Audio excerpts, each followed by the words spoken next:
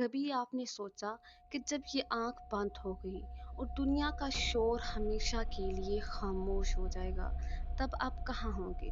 वो लम्हा जब आपकी सांस उखड़ने लगेगी, इर्द गिर्द लोग परेशान होंगे, लेकिन कोई भी आपको मौत से वापस ना ला सकेगा।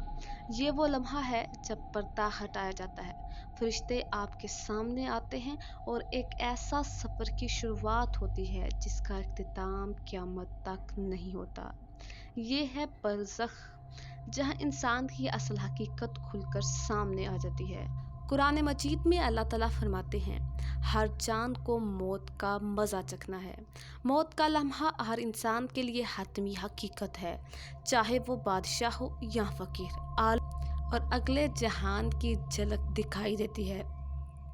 अल्लाह ताला कुरान में फरमाते हैं, हत्ता कि जब तुम में से किसी की मौत का वक़्त आता है तो हमारे भेजे हुए फरिश्ते इसकी रूह कब्ज़ कर लेते हैं और वो कोताही नहीं करते। नेक लोगों के पास रहमत के फरिश्ते सफ़ेद चादरों के साथ आते हैं। उनके साथ हदीस से बरा बिन आज़म रज़ी अल्लाह तआला अन्हा में है, नेक रूह आसानी से निकलती है जैसे पानी मुश्क से निकलता है, और बद रूह ऐसी नेक रूह को आसमान की तरफ ले जाया जाता है। हर आसमान के फरिश्ते इसका इस्तकबाल करते हैं हत्ता कि 7वें आसमान तक पहुंचा दिया जाता है। और फिर अल्लाह ताला फरमाते हैं, मेरी किताब अमाल में इसका नाम अलीयीन में लिख दो। बदरू के साथ बरक्स होता है, आसमान के दरवाजे उस पर बंद कर दिए जाते हैं। और अल्लाह ताला फरमाते हैं, मेरी किताब में इसका नाम सिज्जीन में लिख दो। कब्र में दफन किए जाने के बाद सब लोग वापस लौट जाते हैं। हदीस में है, इंसान अपने कदमों की आहट सुनता है जब लोग इससे दफन करके वापस जाते हैं। ये वो लम्हा है जिससे कब्र की इंतहाई और अंधेरा शुरू हो जाता है। अगर अमाल नेक हो तो कब्र जन्नत का बाग बन जाती है, वरना जहन्नम के घड़ों में से एक गड्ढा बन जाती है। दो फरिश्ते आते हैं सख्त आवाज़ और खौफनाक शक्ल के साथ। वो 3 सवाल करते हैं, तुम्हारा रब कौन है?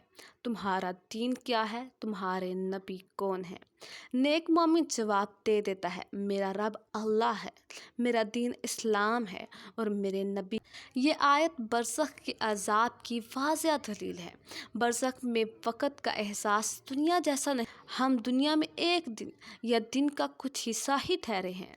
हज़रत उस्मान रज़ी अल्लाह तआला अन्हा कब्र पर खड़े होकर रोते थे और फरमाते थे, मैंने रसूलुल्लाह सल्लल्लाहु अलैहि वसल्लम को फरमाते सुना, कब्र आखिरत के मराहिल में सबसे पहला मरहला है।